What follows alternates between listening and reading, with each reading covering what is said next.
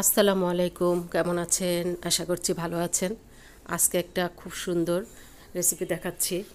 Rice বানাবো। সচরাচর আমরা রাইস যে ভাপিয়ে রান্না করি, আগে ভাতটা বানিয়ে নিই। আমি আজকে অন্য টেকনিকে আজকে রাইসটা বানাবো। এইভাবে আমি সব সময় বানাই। আর এতে গন্ধ মানে ঘ্রাণটা অটুট থাকে, ঘ্রাণটা নষ্ট হয় না।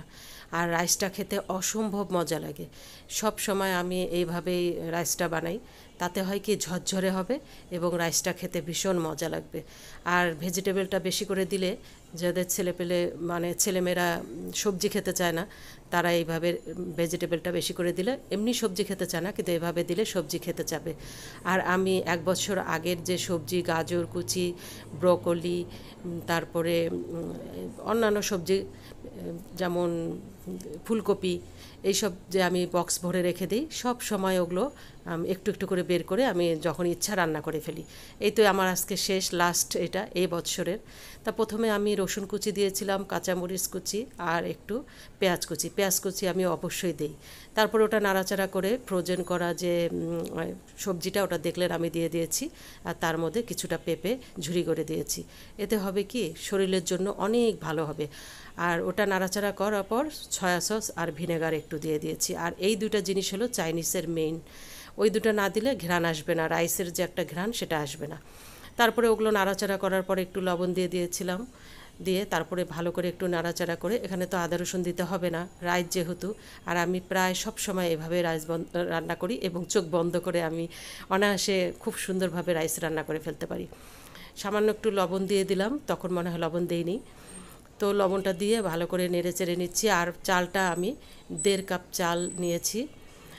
1.5 কাপ বলতে 1.5 পট চাউল নিয়েছি। ওটাকে আধা ঘন্টা আগে ভিজিয়ে রাখতে হবে, তাহলে কি মানে রাইসটা অনেক ঝরঝরা হবে।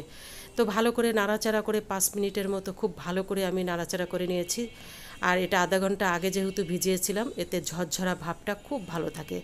আর এখানে আমি এই তো তার ডবল পানিটা দিয়ে দিলাম, ঠিক পোলার চালের মতো। এখানে কিন্তু আমি আগে কোনো ভাত রান্না করে রাখিনি।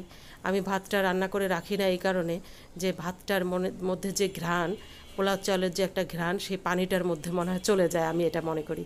এই জন্য আমি আগে ভাত বানিয়ে রান্না করি না। মনে হয় যেন শরীরে কিছুই থাকে না। দেখুন কত সুন্দর। আর এইভাবে যখন পানিটা টেনে নেবে, তখন আমি এখানে একটু সস দিয়ে দেব। যার যেমন খুশি সস দিয়ে দিতে পারেন। এখানে সাদা গোলমরিচের গুঁড়া আর একটু সস দিয়ে দিলাম। আর একটু সামান্য চিনি দিয়ে দেব। দিলে কি চাইনিজদের আসল জিনিস হলো একটু সামান্য একটু চিনি দিলে খেতে ভালো লাগে। এখন আমি ঢেকে রেখে 5 মিনিট পরে যে একটু নাড়াচাড়া করে দিলাম, 90% একদম হয়ে গেছে। আর 95% মানে 90% বা 95% এরকম হয়ে গেছে। আর 5% ঢাকনা দিয়ে রাখলে একদম ঝরঝরে একটা রাইস তৈরি হয়ে যাবে। এই যে আমি ঢাকনাটা দিয়ে রাখলাম, তারপরে খুলে নেব। 5-10 মিনিট পর খুলে নেব। এই যে লাস্ট এটা। এখন দেখেন কত ঝরঝরে ভাব, এই যে একদম রাইসটা কত সুন্দর হয়ে গেছে। আর আমরা অনেক সময় দেখা যায় আগে যদি আমরা ভাপিয়ে ভাতটা আগে যদি তৈরি করে রাখি, ওটা যখন পরে দিতে যাই অনেক সময় ল্যাটকা ভাব হয়, ঝরঝরেটা হয় না। মানে পারদর্শী ছাড়া একদম ওই রাইসটা কিন্তু ভালোভাবে অনেকে করতে পারে না। কিন্তু আমার কাছে এভাবেই ভালো মনে হয়, যখন খুশি তখন বানিয়ে খাওয়া যায়। আর আগে থেকে যদি সবজিগুলো করে রাখা যায়, ফ্রিজে ডিপে রাখা যায়, তাহলে কিন্তু এই রাইস খেতে কিন্তু বেশি ঝামেলা মনে হবে না।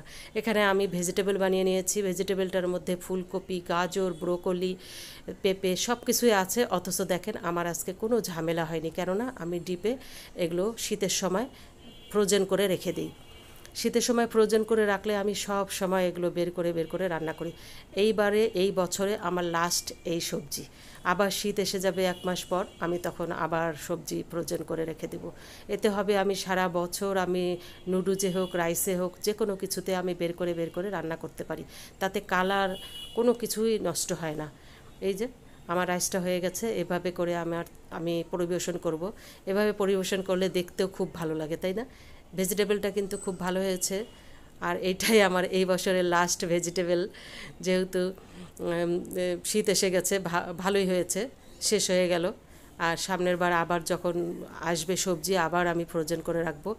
আর এখানে ফ্রাই বানিয়েছি। ফ্রাইটা তো এত সুন্দর হয়েছে, একদম কেএফসির মতন, একদম খুবই সুন্দর হয়েছে। আমার ছেলেরা তো এইভাবেই পছন্দ করে বাসায়, আমি সব সময় এভাবেই বানিয়ে দিই ওদেরকে। বাইরে থেকে কিনে আনার চেয়ে বাসায় যদি স্বাস্থ্যসম্মতভাবে বানিয়ে দেওয়া যায় ওরা খুব সুন্দরভাবে খায়। আজকে আমরা বাসার সবাই মিলেই এটা খাবো। তো কেমন হয়েছে সবাই ভালো থাকবেন, আল্লাহ হাফেজ। আজকে চাইনিজ প্লেটার দেখালাম। আল্লাহ হাফেজ, একটা লাইক দিবেন।